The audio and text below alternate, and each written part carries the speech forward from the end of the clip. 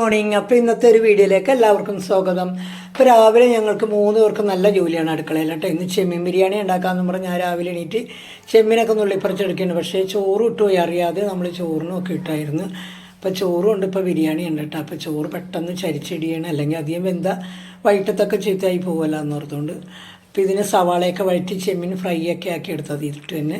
അപ്പോൾ ഇത് കുക്കറിലാണ്, ഈ അരിയൊക്കെ കുക്കറിലാണ് വേവിച്ചെടുത്തത്. സമയം പോയി, എല്ലാം രണ്ടും കൂടി ചെയ്തുകൊണ്ട് ഒത്തിരി സമയമായി.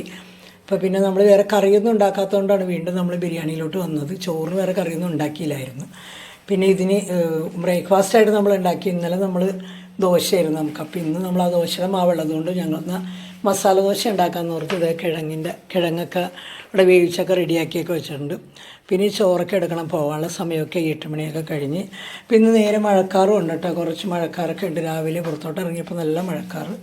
5 പോകാൻ റെഡിയായി, ദഹിച്ചുകൂടനും പോകാൻ റെഡിയായിട്ടോ. 9 മണിയൊക്കെ ആയി കഴിഞ്ഞിട്ട് എനിക്കുള്ള ബ്രേക്ക്ഫാസ്റ്റ് ഗോതമ്പൂട്ട് ഇതാ അടപ്പത്തൊക്കെ വെച്ചേക്കാണ്.